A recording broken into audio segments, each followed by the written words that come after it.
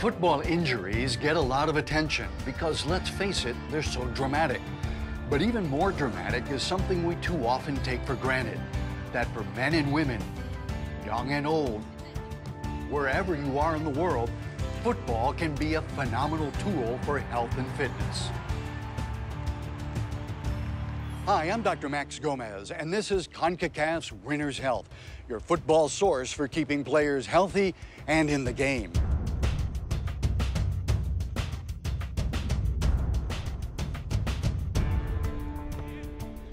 Typically, ACL injuries occur in football when a player lands awkwardly on a straight or hyperextended knee. It can also happen when a player quickly slows down, followed by a sudden change in direction. Take the example of a player kicking a ball. The quads on the front of the thigh are what move the leg forward to kick the ball. After the ball is kicked, the hamstrings are needed to keep the lower leg from moving too far forward as the knee straightens.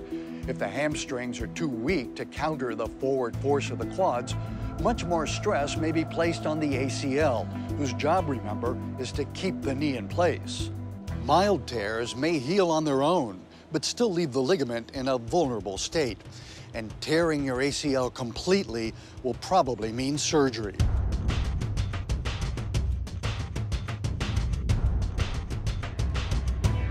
While sudden cardiac arrest in football is rare, it can happen.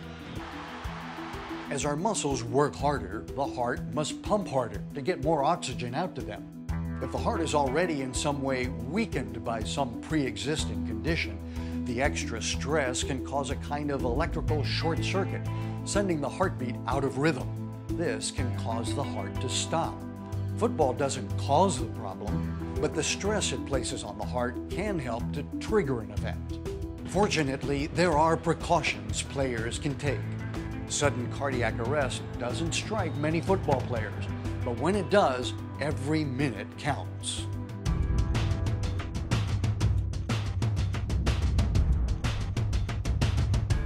The menisci act as shock-absorbing cushions between your upper and lower leg. Whenever you run, jump, land, or use your knees in any way, the menisci are critical, serving as a first line of defense against friction between the shin and thigh bones. Tests show that the menisci at times transmit up to 90% of the body's load. Having to handle this much force makes them uniquely prone to tearing.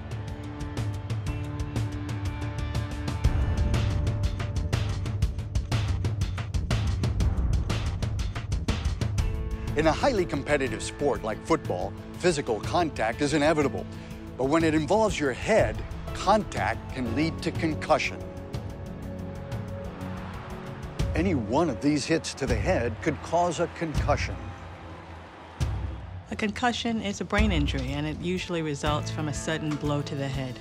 So concussions can produce a variety of symptoms, which may include a headache, alteration in level of consciousness, change in your behavior, problems with walking, problems with speech, etc.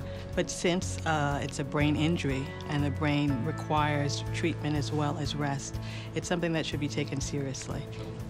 Especially kids' brains, which are still developing and are definitely more susceptible to concussion.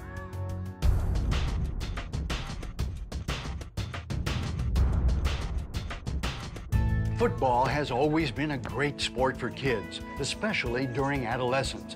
It helps focus all that teenage energy, builds important social skills, and at a time of change and confusion, it supports self-esteem.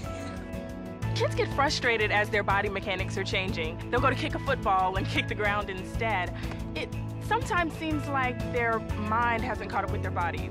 A lot of adolescent injuries, growth plate or otherwise, may simply be prevented through proper training geared to this age group and sports specific to football.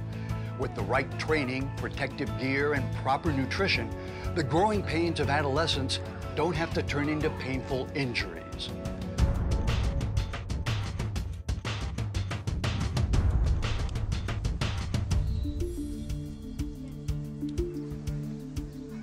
Might your doctor actually recommend football as a treatment for hypertension? Recommendation is not enough. Prescribe it.